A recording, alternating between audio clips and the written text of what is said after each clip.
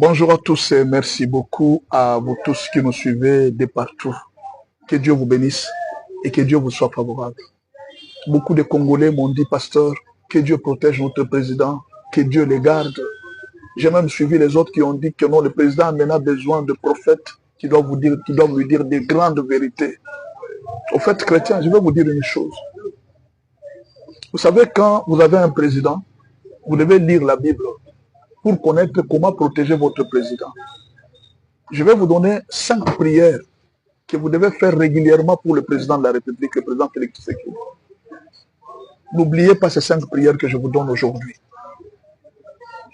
Même si vous n'êtes pas son conseiller, même si vous n'êtes pas proche de lui, on n'a pas toujours besoin d'être à côté du président pour que le président puisse nous écouter, non. Bon, à moi peut-être qu'on ait, que ce soit par révélation de Dieu. Ne soyez pas dans des milieux présidentiels si Dieu ne vous a pas appelé. Quand vous voyez Joseph, c'est Dieu qui l'a appelé. Ah, ça, je vous dis la vérité. Joseph a été appelé par Pharaon. Et c'était une prophétie de depuis longtemps. Quand vous voyez Daniel, Daniel est parti devant le roi parce que c'est le roi qui l'a appelé pour qu'il vienne interpréter. Maintenant, toi, tu veux aller devant le roi pour qu'il fasse quoi? Le roi ne t'a pas appelé. Toi-même seulement, tu veux aller devant le président. N'aimez pas les milieux présidentiels. Ce n'est pas un bon milieu. Vous devez aller là si Dieu vous a envoyé. C'est un milieu très compliqué. N'aimez pas les milieux politiques, être à côté des politiciens, tout ça.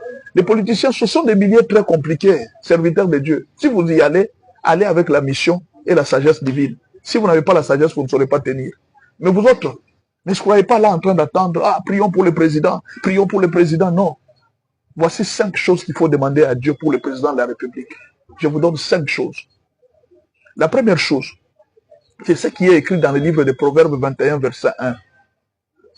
Le cœur d'un roi, le cœur d'un président est dans les mains de l'Éternel. Il l'incline partout où il veut. C'est-à-dire quoi? Dieu tient le cœur du président Félix. C'est Dieu qui tient le cœur du président Trump. C'est Dieu qui tient le cœur du président Kagame. C'est Dieu qui incline leur cœur où il veut. C'est-à-dire quoi? Vous pouvez profiter de ces versets pour incliner le cœur du président vers le bien. Demandez à Dieu, incline le cœur de notre président vers le bien, vers la paix, vers le succès, vers la réussite, vers l'amour. C'est la première prière. Proverbe 21, verset 2. Bon, Proverbe 21, verset 1. La deuxième prière, c'est la prière de Salomon. Salomon a fait une prière à Dieu. Il dit, Seigneur, je te demande 2 choses. Donne-moi l'intelligence et la sagesse pour diriger ce peuple grand. Mes frères, peut-être vous ne savez pas, les Congolais, c'est un peuple très grand. Pourquoi ils sont grands? Il y a des grands sorciers au Congo. Il y a des grands hommes spirituels, des grands pasteurs dans ce pays. Il y a des grands musiciens, il y a des grands joueurs, il y a des grands professeurs d'université, il y a des grands médecins. Ce Congo, c'est un pays très grand et puis il y a des très grands politiciens.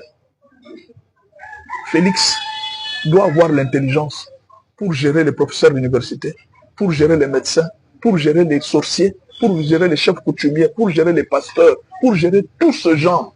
Il faut que Dieu lui donne la sagesse et l'intelligence. Salomon a dit, comment saurais-je diriger ce peuple qui est si grand? Je ne saurais pas les diriger. Donne-moi la sagesse et l'intelligence. C'est la deuxième prière qu'il faut faire pour le président de la République. Troisième prière, demandez à Dieu d'aider le président à accomplir la mission pour laquelle il est président. Ne demandez pas à Dieu n'importe quoi pour le président. Oh non, moi je veux seulement que le président m'appelle, que je sois proche de lui. Mon frère, ne souhaitez pas ça. Si c'est Dieu qui touche son cœur, oui, tant mieux. Mais si ce n'est pas Dieu, n'y allez pas. Ne soyez pas dans les milieux politiques. Vous allez souffrir. Samuel, bien qu'il était en train de consacrer le roi, il ne vivait jamais avec le roi. Vous ne verrez jamais une maison de Samuel à côté du roi. Non. Vous ne verrez jamais la maison des prophètes à côté du roi. Non. Il était dans la forêt. Et parfois, c'est le roi qui se rendait vers Samuel. Un serviteur de Dieu doit être rare. Un serviteur doit être consulté. Ce n'est pas un politicien qui devient consulté par les pasteurs. Non. C'est le contraire maintenant. C'est le président qui doit chercher les serviteurs de Dieu. Vous êtes chez vous à la maison. Le président vient vous chercher. Vous consultez pour trouver la sagesse. Les gens venaient chez Salomon parce qu'il avait la sagesse divine. Cherchez la sagesse. Les serviteurs de Dieu en ont besoin. Ils viendront vous chercher. Cherchez la puissance. Les serviteurs de Dieu en ont besoin. Ils viendront vous chercher. La troisième chose qu'il faut demander à Dieu, c'est l'intelligence et la sagesse. Quatrième chose, il faut demander à Dieu pour le président Félix. Vous savez que c'est Dieu qui met les autorités. La Bible dit toute autorité vient d'en haut, n'est-ce pas? Vous le savez, non? Mais là, si toute autorité vient d'en haut, la question que je vous pose est la suivante. Excusez-moi un peu que La question que je vous pose est la suivante. Si toute autorité vient d'en haut, n'est-ce pas? Toute autorité vient d'en haut. Tout le monde est d'accord avec moi. Donc c'est Dieu qui a placé Félix. C'est Dieu qui avait placé Joseph Kabila. C'est Dieu qui avait placé Mobutu. C'est Dieu qui a placé Kagame. C'est Dieu qui a placé Donald Trump. Toute autorité vient de Dieu. Maintenant, dites-moi, Dieu lui-même dit, il fait toutes choses pour un but. C'est-à-dire, il a mis Kabila pour un but. Il a mis Tshisekedi pour un but. Il avait mis Mobutu pour un but. Chaque président a un but pour lequel Dieu l'avait mis. Chaque président. Ce n'est pas vous qui pouvez contester. Quand Dieu a mis Kagame, Dieu l'avait mis pour un but. Si Dieu a mis le président, Dieu l'a mis pour un but. Si Dieu a mis Donald Trump, il l'a mis pour un but. Chaque président qui est placé par Dieu, Dieu l'a mis pour un but. Mais alors, la seule chose qu'il faut demander à Dieu, aide le président Félix Tshisekedi à accomplir la mission pour laquelle tu l'avais envoyé. Qu'il ne dévie pas la mission. C'est la quatrième prière. Que le président de la République ne dévie pas la mission que tu lui avais donnée.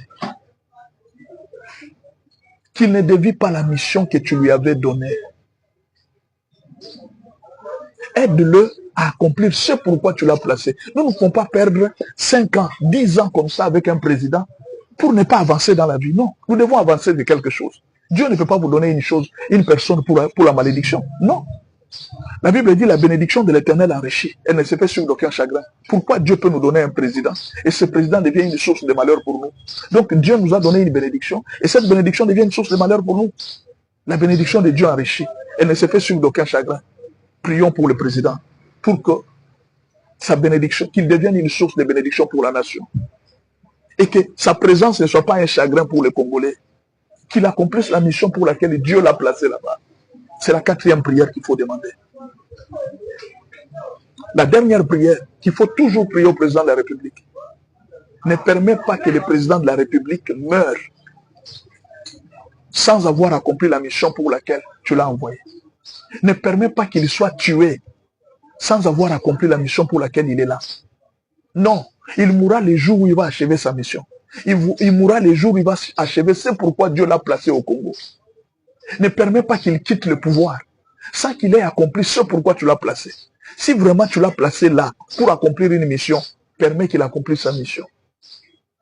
Ne permet pas qu'il parte sans avoir rien fait. C'est-à-dire qu'un jour on commence à dire que non, on a perdu le temps pour rien avec Félix Tshisekedi, avec Kabila, avec Mobutu. Non.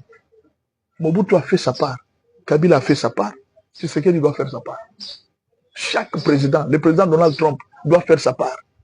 Tous les présidents du monde, Kagame doit faire sa part. Tous les présidents du monde ont une mission, ils doivent faire leur part. Que Dieu ne permette jamais que le président meure sans avoir accompli la mission pour laquelle il est sur la terre. Prions pour le président de la République. Ne vous fatiguez pas, mes frères. Prions pour lui. Soutenons notre président. Soutenons notre gouvernement. Vous avez besoin d'une offrande? Que le président vous donne une offrande pour prier pour lui. Vous n'en avez pas besoin. La Bible dit, si vous priez pour les autorités, Dieu lui-même va vous donner cette offrande que vous cherchez. 1 Timothée 2, versets 1 à 3. La Bible dit que cela est agréable à Dieu, qui veut que tout le monde soit sauvé. Il dit, prions pour les autorités, afin que nous menions une vie paisible. Cela est agréable à Dieu. C'est-à-dire, Dieu est content quand vous, chrétiens, vous êtes en train de prier pour les autorités. Dieu est dans la joie. Quand il voit les chrétiens en train de prier, il va vous payer pour ça.